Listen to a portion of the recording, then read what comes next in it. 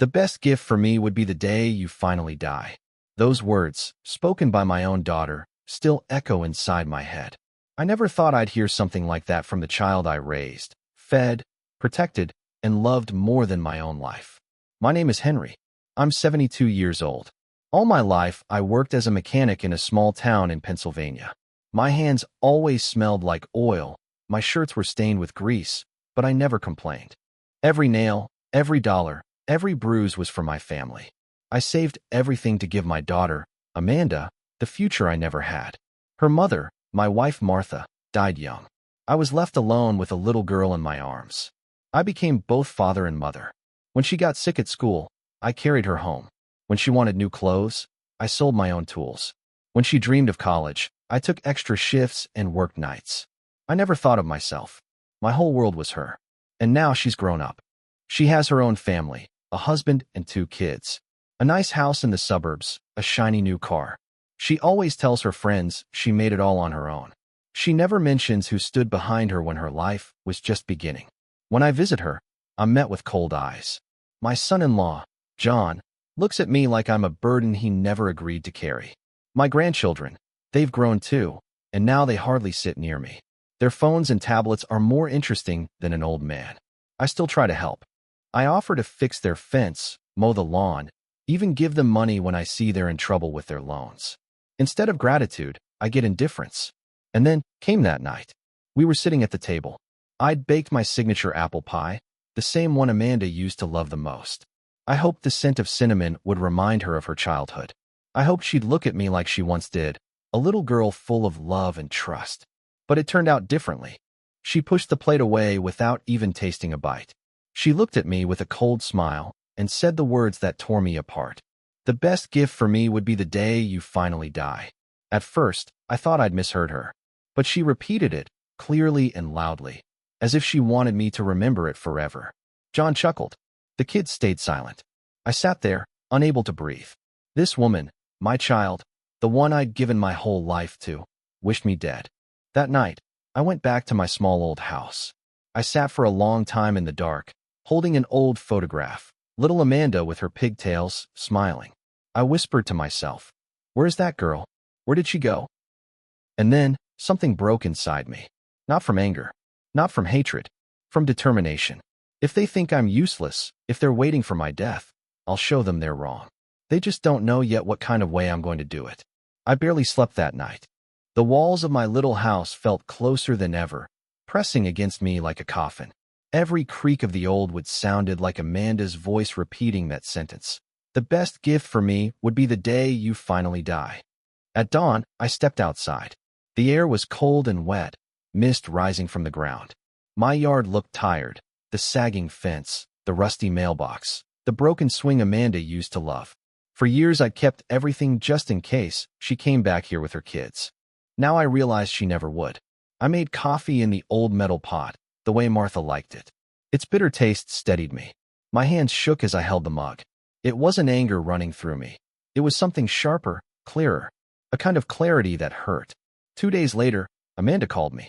Not to apologize. Not to check on me. She called because she needed something.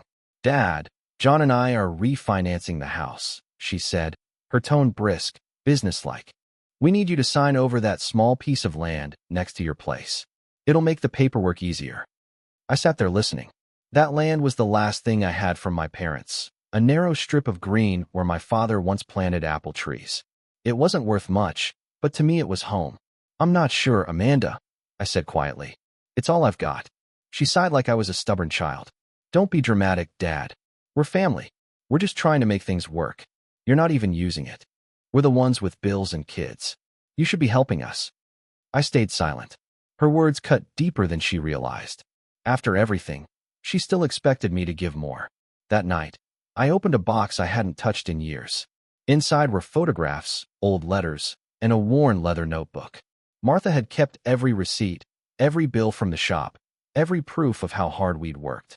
There were also deeds, bank statements, a few investments I'd quietly made over the years without telling anyone, not even Amanda. I'd saved, carefully, patiently, in secret, for her, once. I ran my fingers over the papers. My eyes caught on something I'd almost forgotten. A letter from a lawyer I'd met when I turned 65, suggesting a living trust to protect my assets. Back then, I didn't go through with it. I thought I'd never need to protect myself from my own daughter. Now I understood. I spent the next few days visiting town. I talked to the lawyer again. I asked questions about property, wills, and powers of attorney.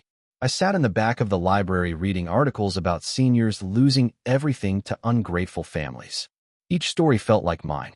When I returned home, the sky was heavy with rain. My phone was full of missed calls from Amanda. I didn't answer. For the first time in years, I didn't feel guilty about ignoring her. That evening, I stood at my kitchen window, looking out at the strip of land she wanted so badly. The apple trees were bare now, their branches like crooked fingers against the gray sky. I thought about my father planting them, about the smell of blossoms in spring, about Amanda as a child chasing fireflies there. I whispered to myself, if they think they can bury me before I'm gone, they're in for a surprise. And right then, an idea began to take shape. A quiet, careful plan. Not revenge in the way people imagine it. No shouting, no violence. Something colder. Smarter. I picked up the phone and dialed a number I hadn't used in years. A calm voice answered on the second ring. Mr. Bennett? This is Attorney Collins. I wondered when I'd hear from you again. I took a breath. I think it's time we finish what we started. There was a pause on the line. You're sure? I looked out at the dark yard, at the empty swing, at the apple trees twisting in the wind. More than sure. The following week, Amanda showed up at my house without warning. Her car screeched into my driveway, gravel flying, and she stormed out before I could even open the door. Dad, why aren't you answering my calls? She snapped, standing in the rain with her arms crossed. I've been busy, I said simply. I didn't invite her in. Her eyes narrowed. Busy doing what? You know we need that land. Don't drag your feet on this. The bank needs the papers signed, and you're making everything harder. I stared at her, water dripping from the brim of my old cap. Amanda, do you even hear yourself? That land is all I have left. It's not just dirt. It's our family's history. She rolled her eyes, impatient. History doesn't pay bills. Look, John and I are giving you a place to sit at our table. We take care of you as it is. Don't act like you're owed anything. Take care of me. The words stabbed deep. She didn't know how many nights I'd gone without dinner so she could eat. How many winters I wore the same threadbare coat so she could have something new. But I said nothing. I only nodded, letting her believe she'd won. When she left, slamming the door so hard the windows rattled, I sat in my chair by the window. The apple trees outside swayed in the storm, and I realized something. There was no going back. Whatever illusion of family I'd held onto was gone. Amanda had made her choice. And now, I had to make mine. The next morning, I visited Attorney Collins. His office smelled of leather and old paper, lined with shelves heavy with books.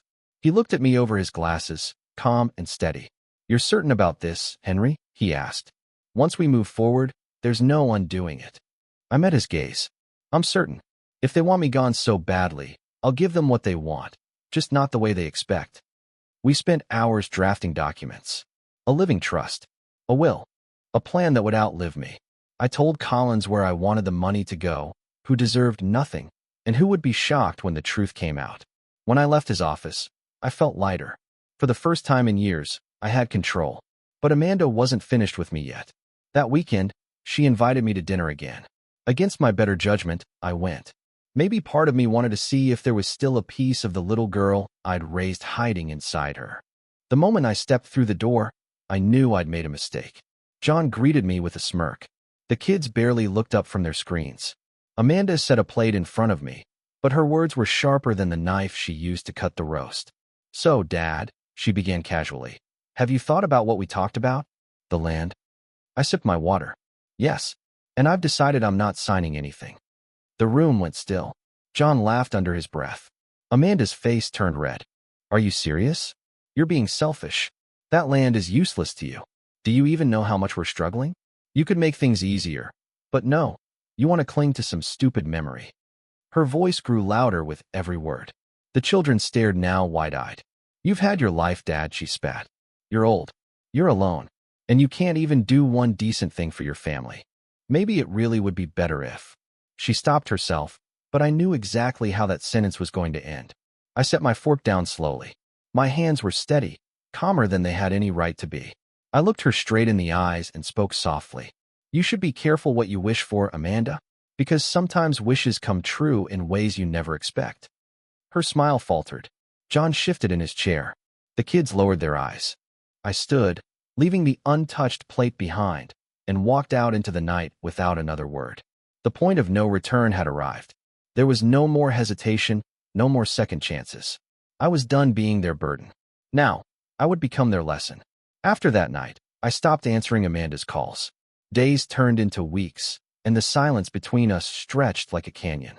At first, she texted me daily, short, sharp messages. Have you signed yet? Dad, stop being stubborn. You're making a fool of yourself. I didn't reply. Then the tone shifted. The texts grew colder, angrier. Finally, they stopped altogether. For a while, I almost felt peace. But peace never lasts in a family like mine. One Saturday morning, I went outside to tend the small garden behind my house. The ground was hard, the autumn air crisp, but I enjoyed the rhythm of pulling weeds, of feeling the earth in my hands. That's when I heard voices near the fence. Amanda and John. They didn't know I was there. He'll have to cave sooner or later, John muttered. He's too old to hold out forever. Once we get that land, the refinance goes through. After that, we can look into selling the whole property. Amanda's voice was colder than his. Don't worry. He's pathetic. Always has been. I'll break him down, just like I always did. He won't even see it coming. I froze, my hands still buried in the soil. Their words cut deeper than knives, but instead of pain, I felt a strange calm. Confirmation. Proof that everything I suspected was true. I stood slowly, my back aching, and let them see me. Amanda flinched, her face paling for just a moment before she plastered on a smile. Dad, we were just talking about you, she said sweetly, too sweetly. I didn't answer. I wiped the dirt from my hands and walked back inside, locking the door behind me. That night, I spread papers across my table, deeds, bank statements, letters from Attorney Collins. I sketched out my plan, step by step, making sure there were no holes. I wasn't rushing. I had time. Time was my greatest weapon. But even as I prepared, Amanda and John pushed harder. A week later, Amanda showed up again, this time with John at her side. They didn't bother knocking. They walked straight into my house like it already belonged to them. You can't just ignore us, Amanda snapped. This land, this house, it's wasted on you. You're clinging to it out of spite. John chimed in, smirking. You're one fall away from a nursing home, old man. Be smart and hand it over while you still can. I looked at them calmly, my hands folded in my lap. Their voices bounced off the walls of the home I'd built with Martha, the home that held decades of memories they would never understand. Get out, I said quietly. Amanda blinked. Excuse me. Get out. For a moment, silence. Then John laughed, low and mocking. Amanda shook her head in disgust. You'll regret this, Dad, she hissed. Don't think we'll keep pretending to care if you keep acting like this. I watched them leave, their anger hanging in the air like smoke. When the door closed, I let out a long breath. My heart was steady. My decision, final. That night, I wrote a letter. Not to Amanda, not to John, to someone else, someone who hadn't heard from me in years. Someone who still remembered me as a man worth respecting. As I sealed the envelope, I realized something. Revenge wasn't about rage. It wasn't about shouting or fighting. It was about patience, about letting them build their own trap, one greedy step at a time. And Amanda was already walking right into it. The letter I'd written went out the next morning. I walked to the post office myself, my steps slow but steady, and slid the envelope into the slot. As the metal door clanged shut, I felt a weight lift off me. The first piece of my plan was in motion. For days, nothing happened. I went about my quiet routine, tending the garden, fixing small things around the house, reading on the porch. To the outside world, I looked like an old man wasting away. Amanda believed it, too. She thought my silence meant surrender. Then came the knock on my door. Hard, impatient. When I opened it, Amanda stood there, holding a stack of papers. John hovered behind her, his expression smug. We've drafted the transfer agreement, she said briskly, pushing the papers into my hands. All you need to do is sign. We've even booked the notary. It'll take 10 minutes. I flipped through the documents, my eyes scanning quickly. They weren't just asking for the strip of land anymore. They wanted everything. The house, the yard, even my father's old workshop. They were trying to wipe me out completely. Do you think I'm a fool? I asked quietly. John smirked. We think you're an old man who doesn't need all this space. Come on, Henry. Don't drag this out. You'll thank us later when you don't have to worry about anything. I closed the folder and handed it back. No. Amanda's face flushed crimson. You're unbelievable. After everything I've done for you. I cut her off, my voice sharp. Everything you've done for me? Amanda, I raised you alone. I bled for you, broke my back for you, sacrificed every dream I had. Don't you dare stand here and talk about what you've done for me. The silence that followed was heavy, thick. For the first time in years, I saw something flicker in her eyes. Not guilt, not regret, but fear. Just for a moment. John tugged her arm. Forget it. He'll cave eventually. They stormed off, slamming the door so hard dust fell from the ceiling. That night, I sat with Attorney Collins again.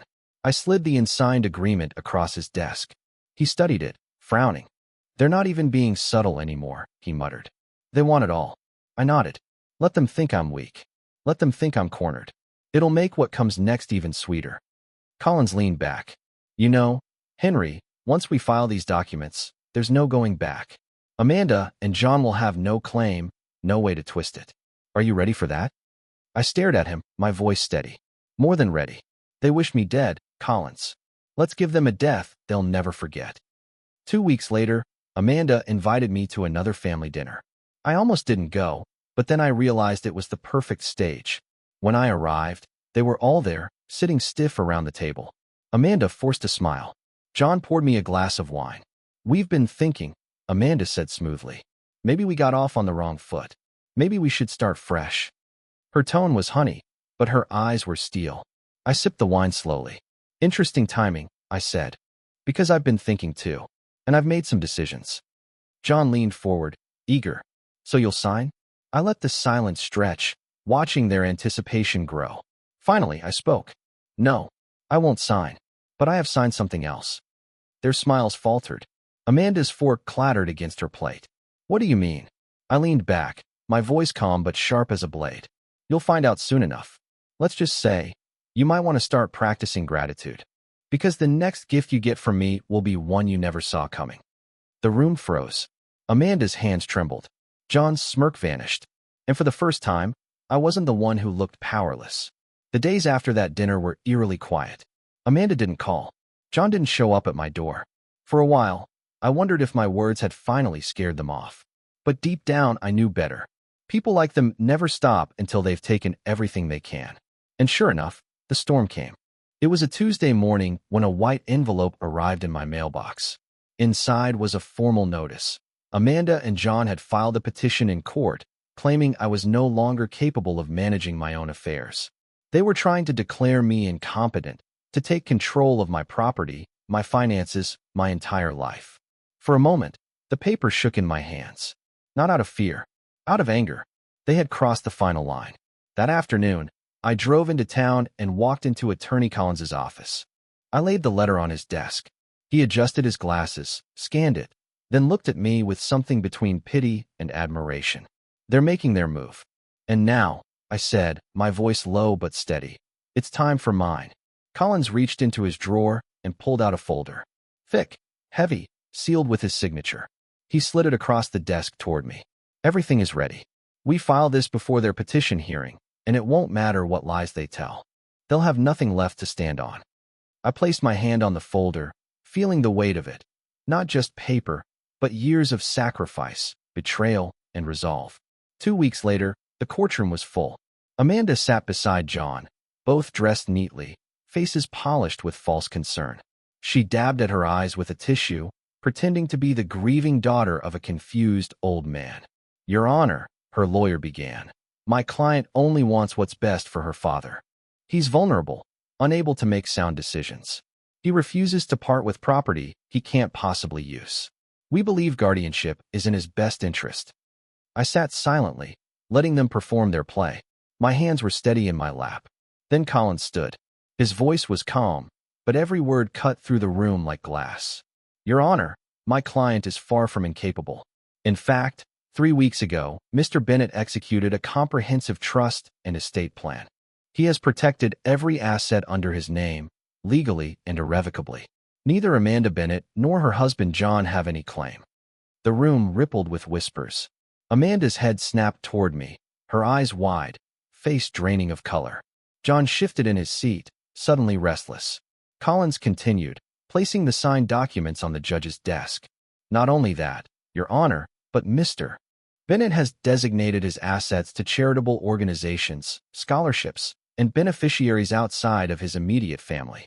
His wishes are clear, binding, and witnessed. This petition is not only baseless, it is malicious. The judge's gaze hardened. He looked at Amanda, then at John. Do you have anything to say in response? Amanda's mouth opened and closed, but no words came. John muttered something under his breath, but the damage was done. When the gavel struck, denying their petition, I felt something inside me settle. Not joy, not triumph. Something quieter. A peace I hadn't known in years.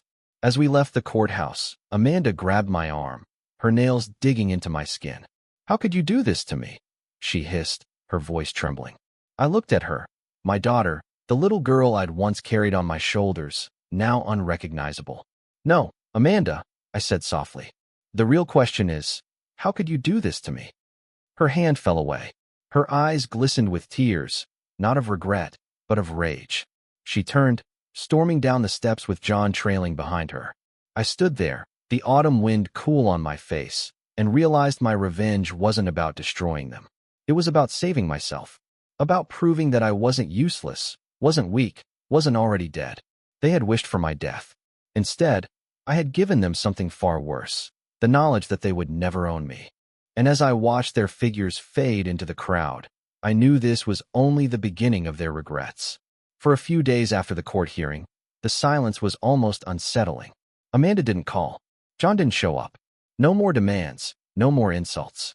Just quiet. I knew it wouldn't last.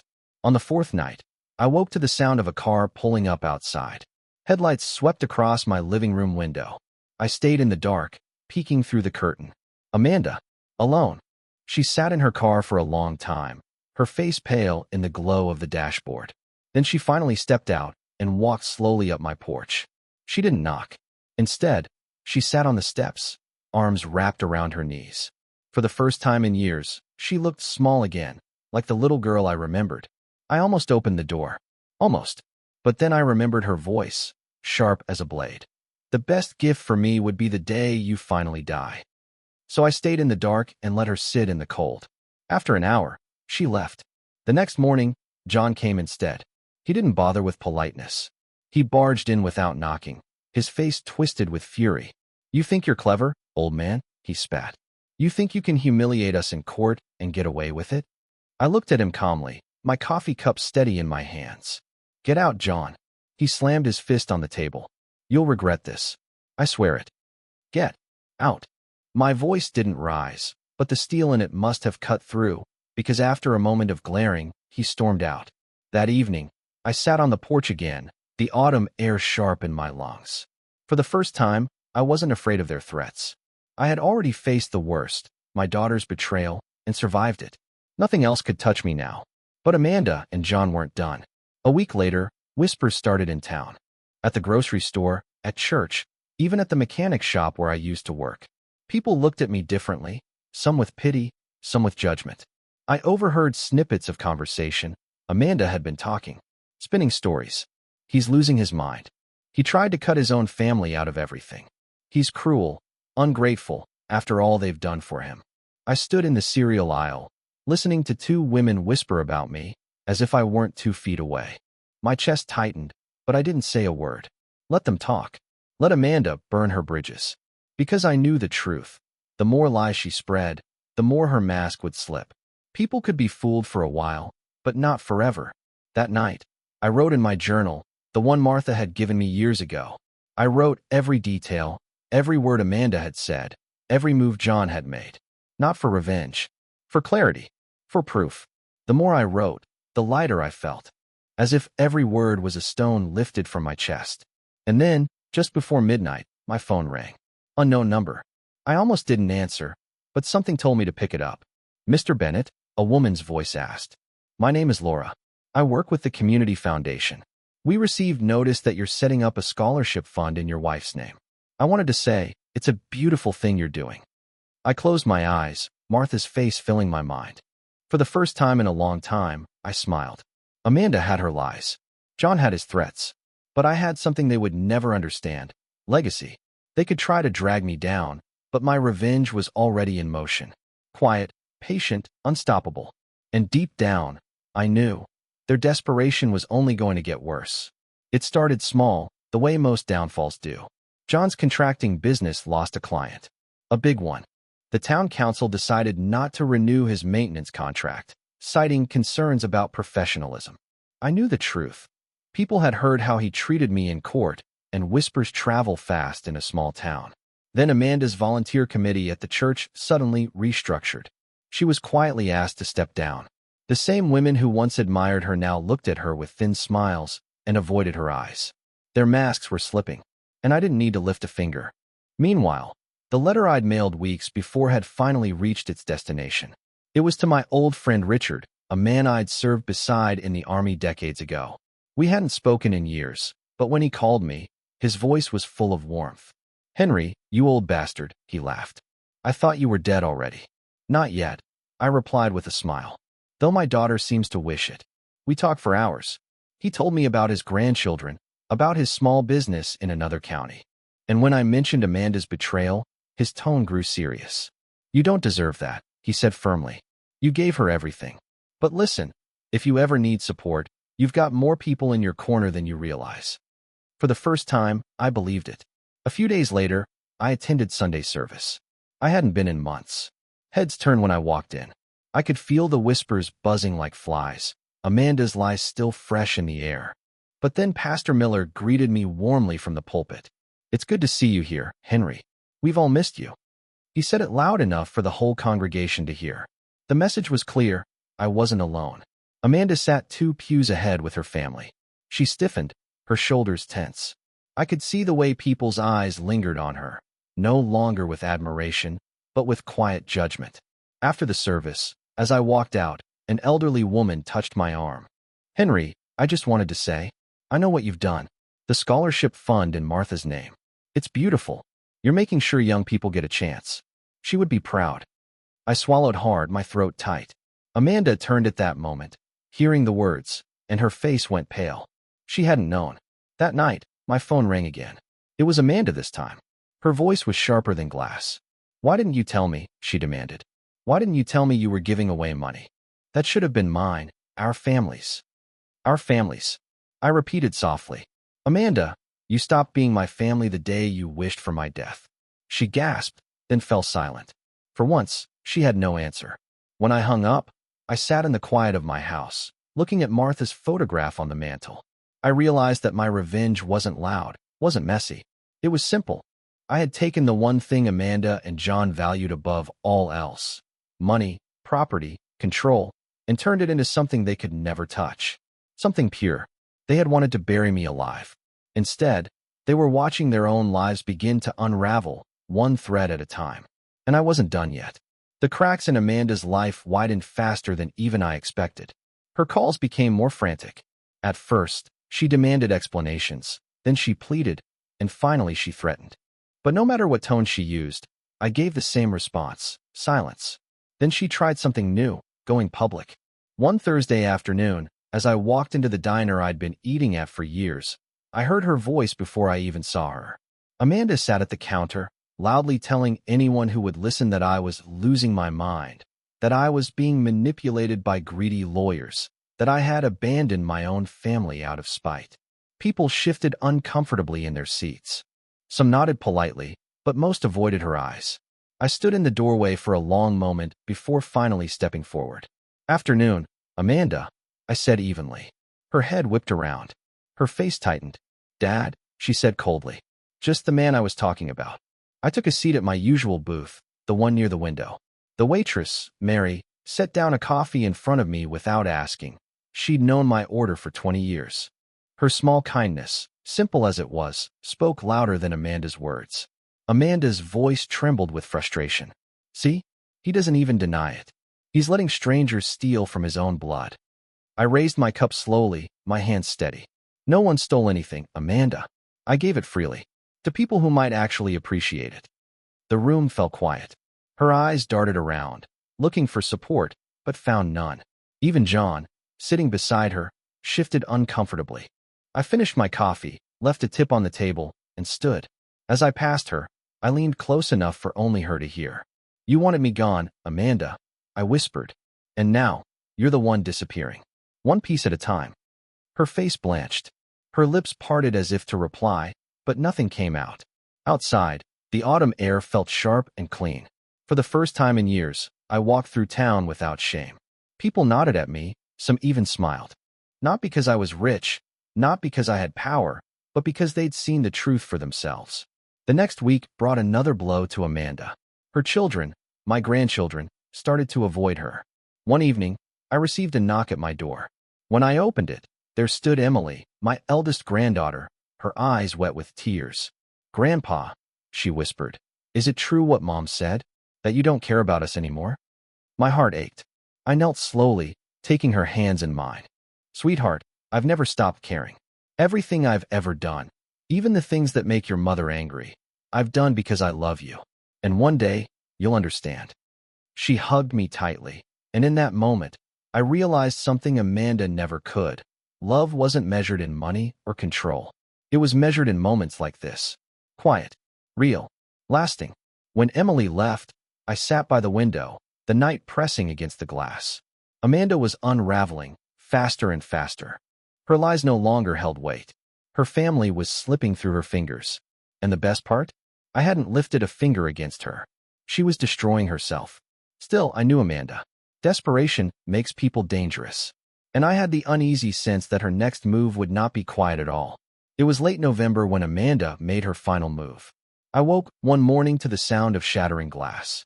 My heart jumped as I rushed into the living room. The front window was broken, shards glittering on the floor like ice. And on the porch, standing in the cold with fury burning in her eyes, was Amanda. "You ruined everything," she screamed, her voice raw, shaking with rage. "Do you understand that? You embarrassed me, destroyed my reputation, poisoned my kids against me." I stared at her, stunned not by her words, but by how hollow she looked. Her hair was tangled, her coat hanging off one shoulder, her eyes ringed with sleeplessness. This wasn't the daughter I had raised. This was a stranger, consumed by her own bitterness. "Go home, Amanda," I said quietly. "Home." She laughed bitterly, the sound broken. "You took my home from me. That land, that money, it should have been mine. You owed me. You owed me everything." My voice sharpened. "I owed you nothing. I gave you life. I gave you love. I gave you every chance to build a future. What you did with it was your choice." Her face twisted with rage. For a moment, I thought she might strike me. But instead, she crumpled into tears, sinking to her knees on the porch. "You don't understand," she sobbed. "I can't pay the mortgage. John's business is gone. Everyone looks at me like I'm trash. You did this to me." I stepped closer, looking down at her. My heart ached, but I kept my voice steady. "No, Amanda, you did this to yourself. You chose greed over gratitude. You chose cruelty over kindness. And now you're living with the weight of those choices." She looked up at me, her face streaked with tears, waiting for me to offer comfort. For years, I would have reached out, forgiven, tried to fix what she broke. But not this time. I bent down, my voice low but clear. "You once told me the best gift for you would be the day I died. Well, Amanda, that day hasn't come. And until it does, the gift you're getting is this, the truth. You will never control me. You will never own me. And you will never take away what I've built." She stared at me, speechless. Then, without another word, she stumbled to her feet and fled into the night. I stood alone on the porch, the wind cold against my face, and felt something shift inside me. Not triumph, not vengeance, something quieter, deeper. Freedom. For the first time in decades, I was no longer tied to Amanda's demands, her expectations, her cruelty. I had taken back my life. And though she would carry her bitterness for years to come, I carried something far stronger. Legacy. As I swept the glass from the floor, I glanced at Martha's photograph on the mantel. "She can't hurt me anymore," I whispered, "and she never will again." The house was silent, but in that silence, I felt peace. My story wasn't over, but the chapter of Amanda's control was. And I knew, deep down, that someday she would remember my words. And when that day came, she would regret everything. The night Amanda shattered my window, something ended between us. Not just the fragile string of father and daughter, but the last illusion that she might ever change. I swept the glass into a bucket, patched the frame with cardboard, and went to bed with the wind howling through the cracks. Strangely, I slept better than I had in years. But in the weeks that followed, the town began to talk louder. Amanda hadn't stopped spinning her stories. If anything, she doubled down. She cried in front of neighbors, telling them I had betrayed her, cut her out of her inheritance, and left her family destitute. Some shook their heads, others offered her sympathy, but most just kept their distance. I saw her once in the grocery store. She pushed a nearly empty cart, her shoulders hunched, her eyes darting. She looked years older, worn down, the mask of confidence completely gone. When our eyes met across the aisle, she froze. For a moment, I thought she might approach me, but instead, she turned sharply and disappeared behind the shelves. John didn't fare much better. His business lost contract after contract, until finally the for sale sign went up on his office.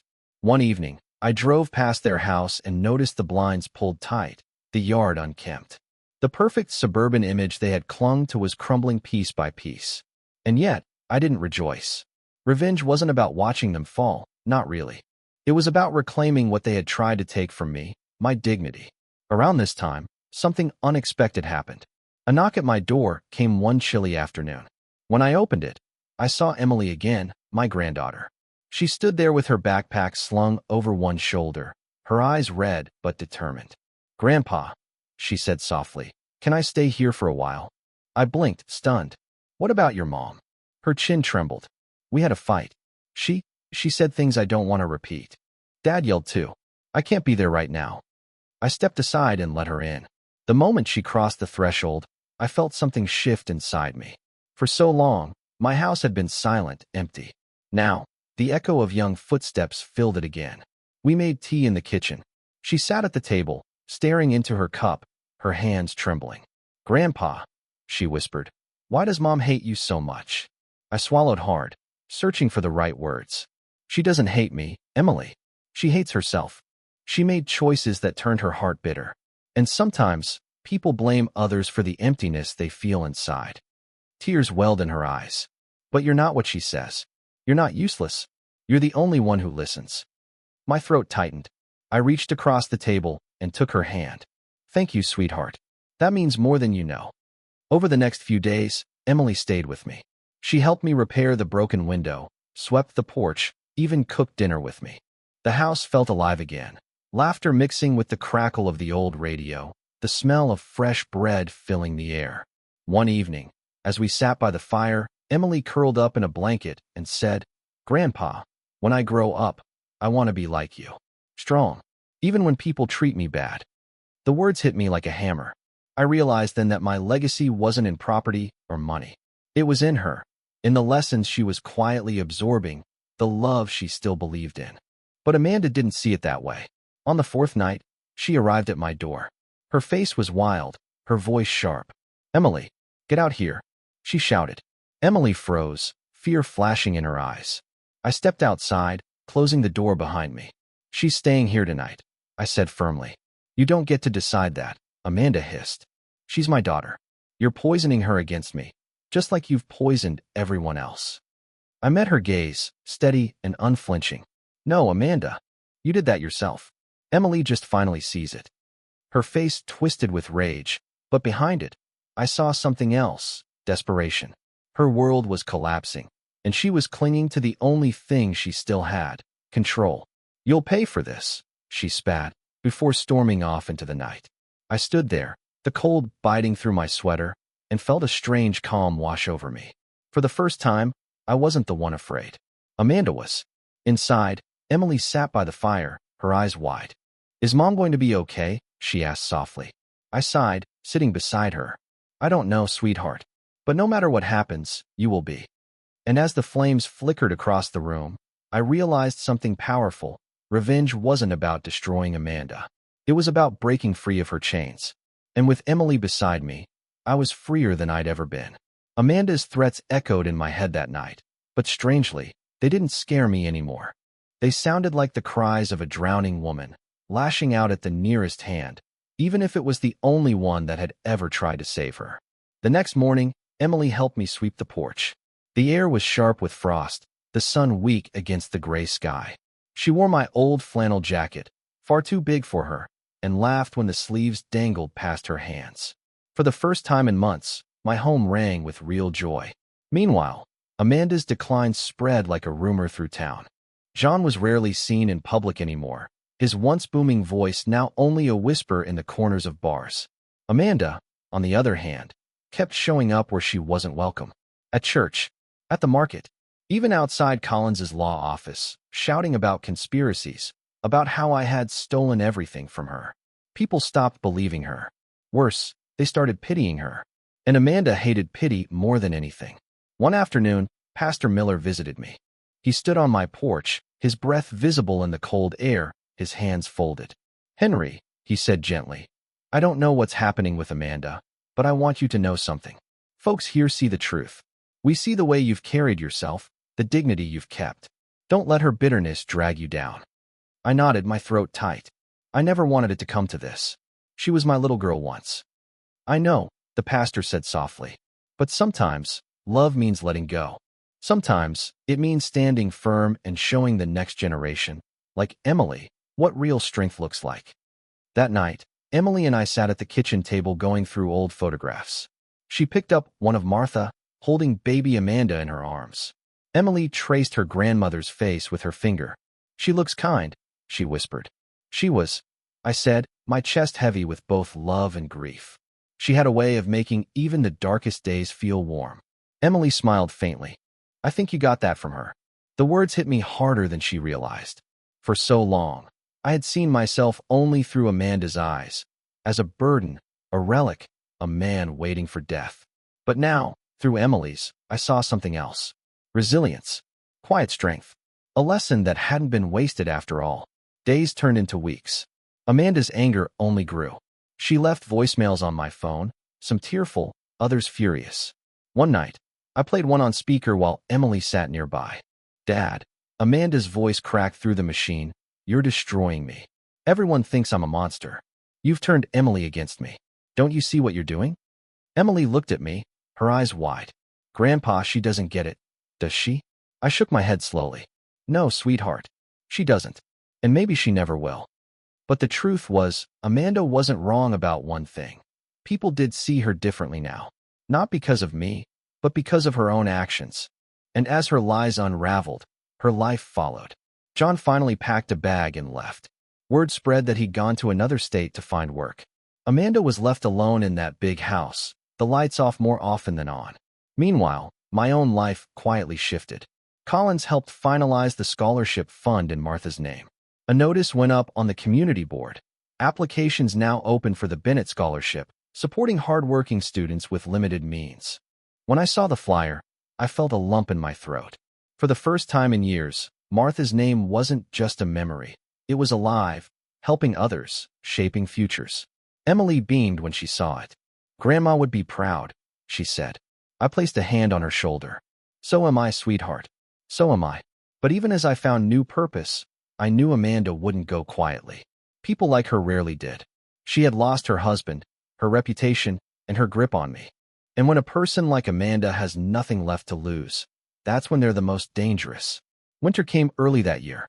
Snow dusted the rooftops by mid-November, and the streets of town shone under strings of Christmas lights. Children laughed, sledding down the hill behind the church, while I watched from my porch with a mug of cocoa Emily had made me. For the first time in years, the season didn't feel heavy. It felt alive again. But peace has a way of drawing out bitterness in those who have none. Amanda's calls had slowed, but not stopped. Each one was sharper than the last, like knives thrown in the dark. I stopped listening. Then, one morning, I stepped outside and found spray paint on my fence. Big red letters, "Selfish old man." Emily gasped when she saw it. "Grandpa, who would do that?" I didn't answer. I didn't need to. I could almost see Amanda's shaking hand clutching the can. We painted over it together. Emily hummed softly as the brush strokes erased the anger, layer by layer. When the wood stood clean again, she said quietly, She can't hurt you anymore. Not really. I wanted to believe her.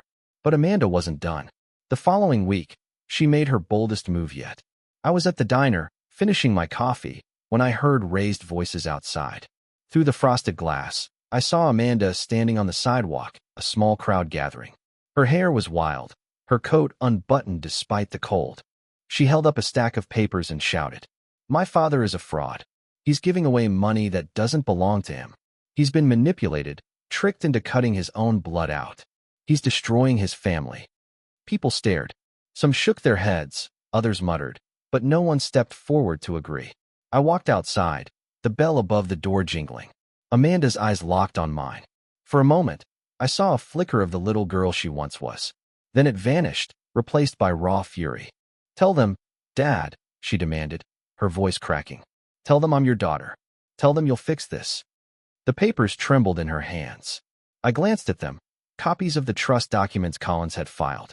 She must have stolen them somehow, maybe from his office mailbox. I stepped forward, my voice calm but carrying. "Yes, Amanda, you are my daughter, and that's the greatest tragedy of my life." Gasps rippled through the crowd. Amanda froze, her mouth open, but no sound came out. "You wished for my death," I continued, my tone steady. "You tried to take everything I built. And when you couldn't, you spread lies. But the truth is right here for everyone to see. You've lost your husband. You've lost your reputation. And if you don't change, Amanda, you'll lose your children too." Her eyes darted wildly. "No, no, they love me." At that moment, Emily's voice cut through the cold air. She had walked up quietly behind me, her cheeks pink from the cold, her eyes burning. "No, Mom," she said firmly. "We don't love what you've become. Grandpa's the only one who's been honest. The only one who still cares, even after everything you've done." The words landed like a hammer. Amanda staggered back as if struck. The papers slipped from her hands, scattering across the snowy sidewalk. No one helped her pick them up. She looked around desperately, searching for an ally. But the faces in the crowd were closed now, some pitying, some disgusted. Not one person stood by her side. With a choked sob, she turned and fled, leaving the papers fluttering like broken wings in the wind. I stood there, Emily's hand slipping into mine. For the first time, I didn't feel the weight of shame. I felt free. Inside, as we warmed by the fire, Emily whispered. She showed everyone who she really is. "You don't have to fight anymore, Grandpa. It's over." But as I stared into the flames, I knew Emily was wrong about one thing. For Amanda, it wasn't over. People like her rarely give up completely, and I feared her next move would be the cruelest of all. The snow thickened as December settled in. Nights grew longer, and the silence of my little house was broken only by the crackle of the fireplace and Emily's soft laughter when we played cards at the table. I thought maybe, just maybe, Amanda had finally been broken by her own pride. Weeks passed with no calls, no shouting, no appearances at my door. The quiet was uneasy, but I clung to it. Then, one night, I woke to the smell of smoke. For a moment, I thought it was just the fire in the hearth, but as I sat up, my chest tightened. This smoke was thicker, bitter. I rushed to the window and froze. Flames flickered near the shed in the backyard. Emily stumbled out of her room, coughing, her eyes wide with fear. "Grandpa, what's happening?" I grabbed her hand. "Out the front door. Now." We pushed through the cold night air, snow crunching under our feet. The shed burned fast, orange light swallowing the old wood. Sparks flew into the sky like angry stars. I grabbed the hose and fought to keep the flames from spreading to the house. Neighbors poured out of their homes, shouting, helping, stamping snow over embers. When the fire was finally beaten down to a smolder, my body shook with exhaustion. The shed was gone, nothing but blackened beams and ash. And in the snow, just beyond the fence, I saw something that made my blood run cold. A gas can, half empty. Emily followed my gaze, her face pale. "Grandpa, do you think?" I didn't answer. I didn't need to. The police came, flashing lights cutting across the snow. They asked questions, took notes, bagged the can as evidence. I gave them Amanda's name before they even asked. My voice didn't tremble. 2 days later, an officer came to my door. Amanda had been brought in for questioning. They couldn't prove she lit the fire, not yet, but her fingerprints were on the can. When I heard the news, something inside me finally snapped. Not in anger, in clarity. She hadn't just tried to destroy me anymore. She had endangered Emily. That night, I sat with Attorney Collins one last time. His office was dim, the Christmas lights outside casting faint colors through the blinds. "Henry," he said quietly, "I've never seen you like this. Are you sure about what you're asking me to do?" I nodded. "I've given Amanda chance after chance. I've stayed silent. I've endured her cruelty. I've even prayed she'd change. But she just tried to burn my life to the ground. I can't let her take Emily down with me. This ends now." We finalized the paperwork. The trust was locked, permanent. My will was clear. Amanda was written out of everything. Not a dollar, not a keepsake, not even a mention. The inheritance that might have been hers now belonged to Emily, and to the scholarship that bore Martha's name. The next Sunday, I went to church. Amanda was there too, sitting stiff in the back, her face gray with fatigue. Whispers followed her like a shadow. As the service ended, she approached me outside, her eyes blazing. "You did this," she hissed. "You ruined me, Dad. You turned everyone against me." I looked at her, really looked. She was thinner, her hair brittle, her hands trembling. But her pride was still there, sharp as ever. "No, Amanda," I said softly. "You ruined yourself. I only stepped out of the way and let everyone see who you truly are." Her mouth opened, but no words came. She stared at me, tears filling her eyes, then turned and walked away through the snow. I watched her go, my heart heavy but certain. My daughter was lost to me, but Emily was not. Martha's legacy was not. My dignity was not. Amanda had wished for my death. Instead, she had received something far worse. A living father who no longer belonged to her lies. And now, the world knew it too. The snow lay deep on the ground by Christmas Eve, blanketing the town in quiet white. The houses glowed with warm lights, wreaths on doors, and children's laughter carried faintly through the cold air. I sat by my window, Emily at my side, wrapping presents on the old oak table. She had insisted on buying me a new set of gloves with her part-time job money, even though I told her not to. I watched her laugh as she fumbled with the tape, her youthful joy filling the house like sunlight. For the first time in years, my home felt alive. And for the first time in longer than I could remember, I felt peace. The scholarship fund in Martha's name had already received its first applications. Collins called me every few days with updates, letters from young people who dreamed of college but didn't have the means. One wrote, "Your gift means I can be the first in my family to finish school." Another said, "Thank you for believing in kids like me." Each letter was a reminder. My life had meaning beyond Amanda's cruelty. My legacy was no longer in the hands of those who wished me gone, but in the hands of those who would build something new. Amanda, meanwhile, slipped further into the shadows. Word spread that John had filed for divorce. He hadn't returned after leaving. Her house was in foreclosure. The perfect suburban dream she clung to was crumbling to dust. Sometimes I saw her walking through town, head low, shoulders bent against the wind. Once, she passed by the diner window while I ate breakfast with Emily. Her eyes flicked up, caught mine, and for just a second, I thought she might come inside. But she didn't. She turned away, swallowed by the snow. On Christmas morning, Emily and I sat by the fire with Coco, opening small gifts. She gave me a photograph she had framed herself, a picture of Martha holding baby Amanda, the same one we had looked at weeks before. "I thought you'd want to keep this close," Emily said softly. I felt tears sting my eyes. "Thank you, sweetheart. This means everything." She leaned against me, her head on my shoulder. "You're not alone, Grandpa. You'll never be alone again." Her words sank deep into my heart. For years, I had believed Amanda's lie, that I was a burden, a man waiting to die. But now, looking at Emily, I knew the truth. I had already given the greatest gift I could. Not money, not land, not houses, but love, strength. A lesson she would carry forward long after I was gone. As the firelight flickered across the walls, I whispered a prayer to Martha. We did it. She tried to break me, but I'm still here. And Emily, she'll carry us forward. That night, the town gathered at the church for the Christmas service. Emily sang with the choir, her voice clear and bright, filling the sanctuary with hope. I sat in the front pew, my heart swelling with pride. When the final hymn ended, people came to shake my hand, to thank me again for the scholarship, for standing tall. And in that moment, I realized something powerful. Amanda had tried to erase me, but instead, She had carved my place into this community more deeply than ever. On the way home, Emily slipped her arm through mine. Snowflakes swirled in the lamplight, the air crisp with promise. "Grandpa," she said, smiling, "I know Mom's angry. I know she's hurting, but I don't care anymore, because you showed me what matters. And that's what I'll carry with me, always." I nodded, my throat too tight to speak. Behind us, somewhere in the dark, Amanda lived with the shadow of her choices, the weight of words she could never take back, and the loss of a father who had finally learned to stop bending under her cruelty. Ahead of us, the snow-covered road stretched quiet and endless. And for the first time in my 72 years, I walked it not as a broken old man, but as a free one.